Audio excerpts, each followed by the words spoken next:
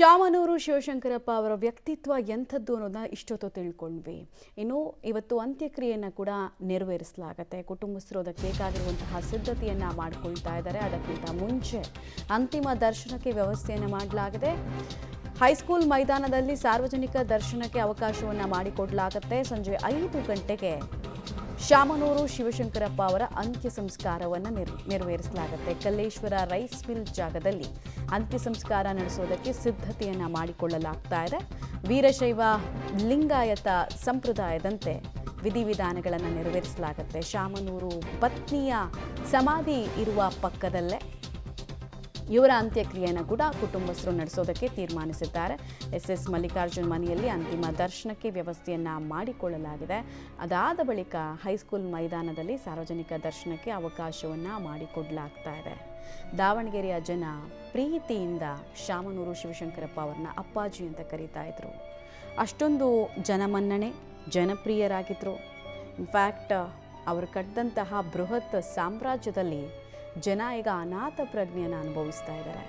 ಯಾಕಂದರೆ ಅವರ ಮಾರ್ಗದರ್ಶನ ಇನ್ನೂ ಕೆಲ ವರ್ಷಗಳು ನಮಗೆ ಬೇಕಿತ್ತು ಅಂತ ಜನರ ಭಾವನೆ.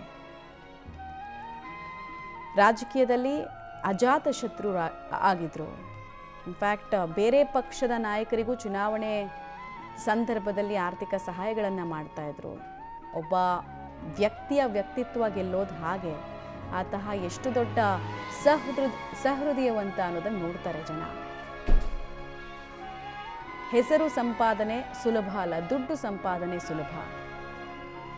ಆದರೆ ಶಾಮನೂರು ಶಿವಶಂಕರಪ್ಪ ಅವರು ಬೃಹತ್ ಸಾಮ್ರಾಜ್ಯದಲ್ಲಿ ಮಾಡಿದ್ದು ಅಕ್ಷರಶಃ ಅತಿ ದೊಡ್ಡ ಸಾಧನೆ, ಪೀಳಿಗೆ ನೆನಪಿಸಿಕೊಳ್ಳುವಂತಹ ಸಾಧನೆ.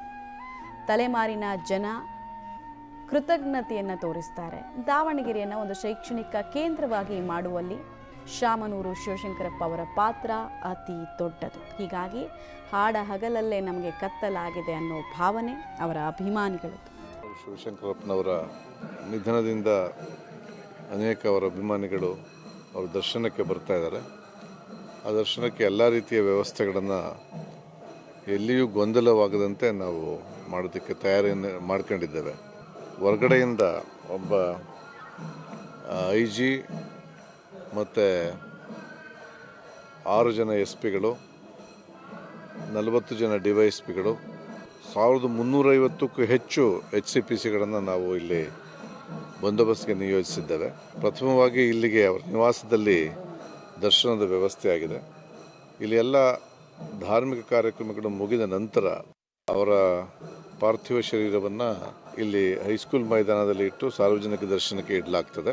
ಆನಂತರ ಅಲ್ಲಿಂದ ಧಾರ್ಮಿಕ ವಿಧಿವಿಧಾನದ ಮೂಲಕ ಅವರ ಏನು ಅಂತಿಮ ವಿಸರ್ಜನೆಗಾಗಿ ಅಲ್ಲಿ ಪಾರ್ಥಿವ ಶರೀರವನ್ನು ತೆಗೆದುಕೊಂಡು ಹೋಗಲಾಗ್ತದೆ ಕಲ್ಲೇಶ್ವರ ಮಿಲ್ಗೆ. ಹೀಗಾಗಿ 3 ಕಡೆ ನಾವು ಬಂದೋಬಸ್ತನ್ನು ಮಾಡ್ಕೊಂಡಿದ್ದೇವೆ. ಮಾನ್ಯ ಮುಖ್ಯಮಂತ್ರಿಗಳಾದ ಅನೇಕ ಗಣ್ಯರು ಈ ಅಂತಿಮ ದರ್ಶನಕ್ಕೆ ಬರ್ತಾ ಇರೋದ್ರಿಂದ ಎಲ್ಲ ಕಾರ್ಯಕ್ರಮವನ್ನು ಸುಗಮವಾಗಿ ಏರ್ಪಡಿಸುವುದಕ್ಕೆ ನಾವು ಈಗಾಗಲೇ ಬಂದೋಬಸ್ತನ್ನು ಆಯೋಜನೆ ಮಾಡ್ಕೊಂಡಿದ್ದೇವೆ. ಶ್ರೀಯುತ ಶಾಮನೂರು